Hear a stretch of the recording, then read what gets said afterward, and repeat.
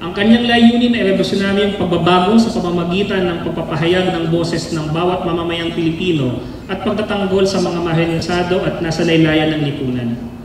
Bilang kauna-unahang Filipino-Muslim na senador sa nakalipas na 30 taon, itinuturing niya ang kanyang pagkakaluklok sa serbisyo publiko bilang simbolo ng pagkakaisa ng lahat ng Pilipino, anuman ang katutubong pinagmulan o pananampalataya.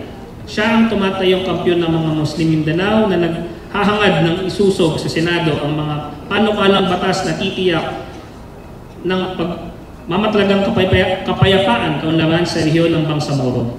Bilang tagapangulo ng Senate Committees on Cultural Communities and Muslim Affairs, Public Information and Mass Media at Constitutional Amendments and Revisions of Codes, tinitiyak ng ating kagalang-galang na panauhin na may saysay ang bawat piso mula sa buwis ng pinaghirapan ng ating taong bayan. Ang kanyang serbisyo publiko ay nakasento sa kapinabangan ng mga mahihirap at pagpapaunlad ng mga lokal na pamahalaan. Game-changing. Ganito natin may lalarawan ang kanyang agenda sa lehislatura kabilang ng mga paggamit ng wikang Pilipino sa lahat ng komunikasyon ng gobyerno, pagbibigay ng akses sa paggamit ng medikal na cannabis at pagtiyak ng mga ang reforma sa konstitusyon para sa pagpapaunlad ng ating inang bayan. Sa ating mga minamahal na kababayan sa araw na ito, akin pong karangalan na ipakilala ang ating kagalang-galang na panauhin, Senator Robin Hood Padilla.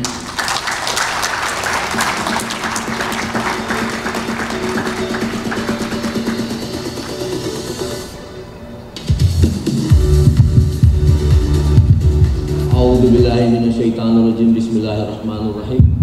Alhamdulillahi rabbil alamin. Bismillahirrahmanirrahim. Wassalatu wassalamu ala Rasulillah. Assalamualaikum warahmatullahi wabarakatuh. Allahu Akbar, Allahu Akbar, Allahu Akbar. Isang magandang gabi po sa inyong lahat. Hayaan niyo muna po akong batiin una sa lahat yung ating pong mga panauhin. Humihingi din po ako ng paumanhin kay Associate Justice po. Pasensya na po. Nung dumating po ako, nagsasalita po kayo, pasensya na po. Pagsasabihan ko po yung aking staff sa susunod magagawin nyo. Dahil kayo po ang pinakamahalaga na mga bisita. Palakpakan po natin ang ating po Honorable Mario Victor Leonen. Saka na po Honorable Antonio Tico Jr. Ating po mga panguhin po talagang tunay. Alam niyo mga kapatid, habang pinanonood ko po ang talumpati ni Justice Leonen, kulang na lang asyhadu an la ilaha illallah, asyhadu anna Muhammadar Rasulullah. Yung mga sinabi niyo po, para po akong nakikinig ng khutbah. Alam niyo po, ang khutbah po sa isang Muslim, yan po ang pinakamahalagang parte ng kanyang pananampalataya kapag siya ay nakikinig ng Friday sermon. Lahat po ng binanggit po ninyo, Justice, yun po ang katangian ng isang tunay na Muslim leader. Kung paano maging humble, kung paano sinumpaan niya yung pagsisilbi sa tao, kailangan makinig ka sa tao. Yung justice, napaka-halaga po sa Islam ng justice sa lahat. Yan po ang core ng faith ng mga Muslim. Kaya po nung nagsasalita kayo, Justice, kinikilabutan po ako. Napanganga po ako. Nung kinakausap po, sorry po sister, kinakausap ako ni sister, hindi ko masyadong ano po yung kadayawan po doon sinasabi niyo po kanina. Sorry po, sorry po. Maraming salamat po sa inyong message. Yun po ay message hindi lang po para sa akin mga kapatid, kundi para sa akin na rin po. Napakahalaga po nung sinabi ninyo, lalong-lalo na huwag nating hayaan na yung ating mga kababayan ay talagang hanggang ngayon nakabihag pa rin po sa politika na hindi natin maintindihan kung anong direksyon ng politika natin. Sana itong binibigay sa atin na kapangyarihan ng Supreme Court, alam nyo, para sa akin, napakalaking tulong mga kapatid ng Supreme Court dahil meron po tayong pasalamat kay Congressman Aljong dahil kanya nagmula yung pagdadagdag ng Sharia Court, Circuit, District, lahat po, salamatan po natin si Congressman Ad. Alam mo, Di Maporo, dahil ako Di Maporo din eh. Dahil ako inampunan nila. Alam niyo po, malaking parte na ang Muslim senator na nanggagaling sa local, sa mga congressman, lagi ko pong sinasabi na pagkagaling na dyan sa House, hindi na dapat siyang kinu-question ng kahit na sinong senador, basta para sa Muslim. Kasi walang pwedeng magsabi sa amin kung hindi ang Bangsamoro, di ba? Kasi kayo ang Muslim, katulad po nung National Hijab Day, paalala ko lang po ulit, yung National Hijab Day natin, hindi pa rin po kami makaaba-abante sa bicameral kasi may mga senador na kinukontra yung National Hijab Day na naguguluhan ako dahil pagdating sa pananampalataya, siguro walang dapat pakinggan kundi ang mga Muslim sa Kongreso dahil matagal na sila dyan. At ang kanilang pagka-Muslim, masasabing pinaka-authentic. Kaya sana po dumating ang panahon na my brother, total uncle kita, Maporo. Pare, sana mahiring na natin uli yung National Hijab Day. Sana po matulungan tayo ng bago nating sekretary. Yung bago nating sekretary, gusto ko pong batiin sapagkat nung huling Hajj, wala naman nagreklamo. Binabati ko po kayo. At sa lahat po na bumubuo ng NCMF, kasi alam nyo, magmula nung nag-Muslim ako, ang tagal na nun, nung huli, ang dami pa rin nagreklamo, pero ngayon wala nang nagreklamo, yun po, tagumpay na natin yun. Opo, congratulations po.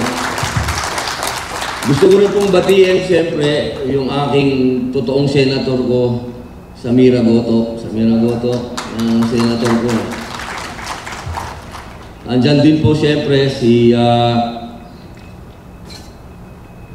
alam nyo, dati kong kapartner sa pelikula to, pero ngayon, political officer ko, Nadia Montenegro. Nasaan ba si Nadia Montenegro? Nadia, tumayo ka. Nag-CR? Kasi may pelikula po kami doon sa Bad Boy 3, siya yung gaganap ng Muslim, tausog siya doon. Kaya binanggit ko lang. Mabalik po ako, mga kapatid. Meron tayong problema lang sa konstitusyon. Yan, patama na to sa aking mga justices. Sa konstitusyon po kasi, sinasabi doon na ang pwede lang na Sharia judge.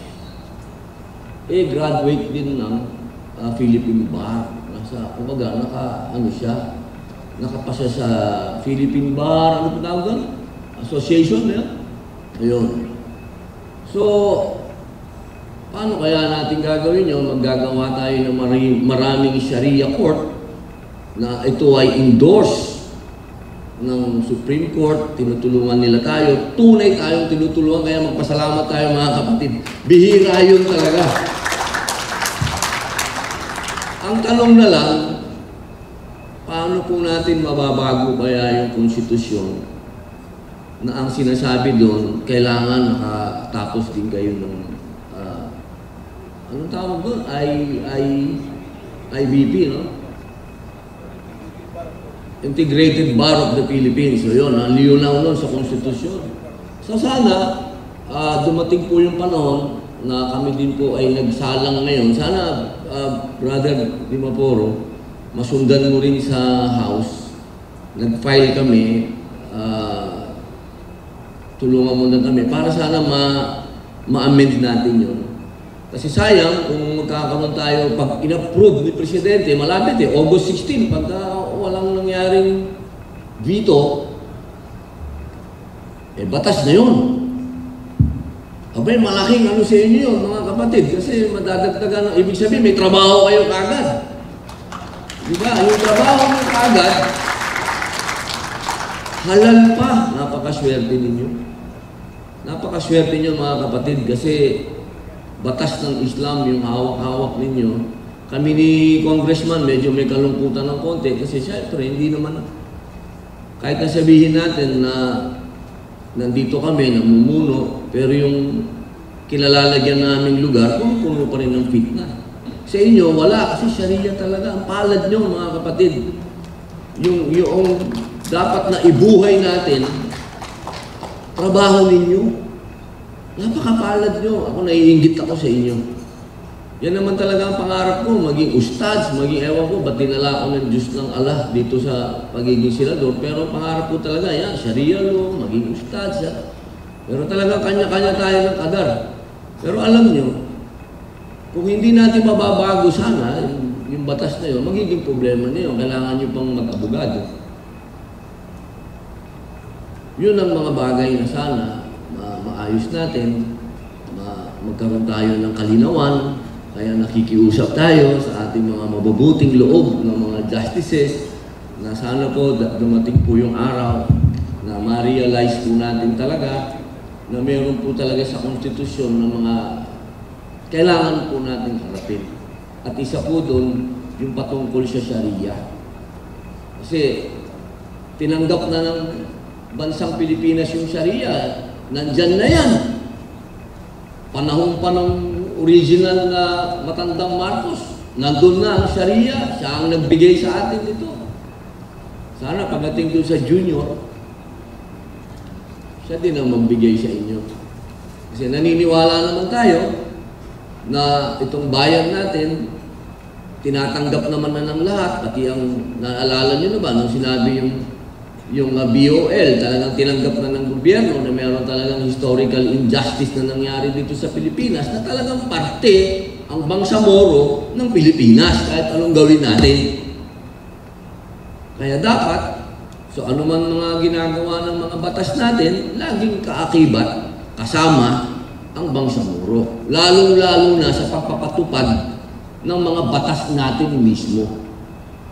Dahil yung pinakamahalaga, na tayo ay under the Sharia law. Yun po yung core ng pananampalataya natin. Kaya pati yung speech ni Justice Leonin, may kinalaman pa rin sa ating faith, Sirat al-Mustaqim. Di ba? Ang sarap-sarap. Isang justice, sinasabi yung ating isang sa Al-Fatiha.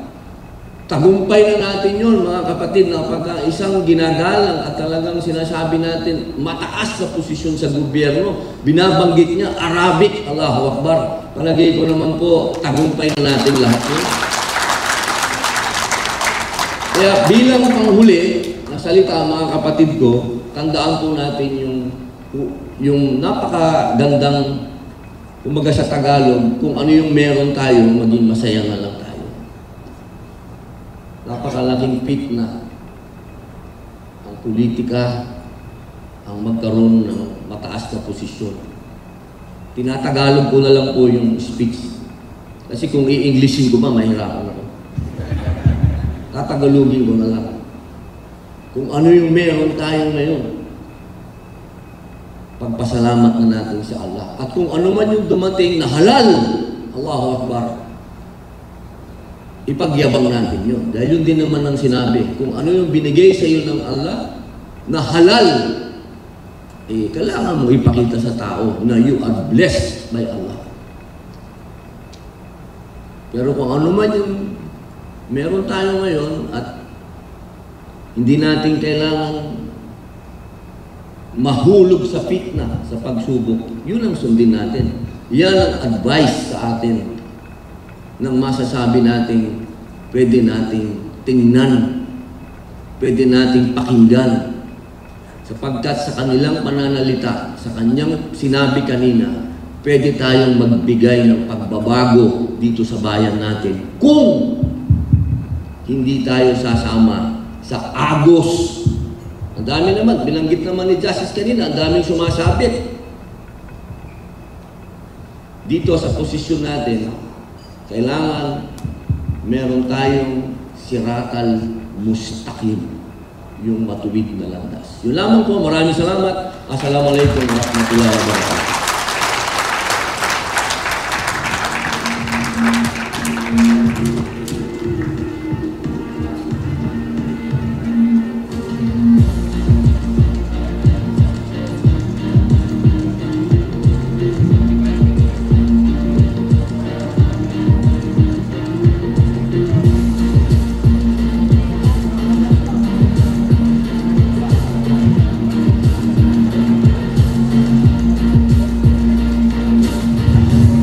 Inshallah, too much ilham and barakah in this room. Alhamdulillah for our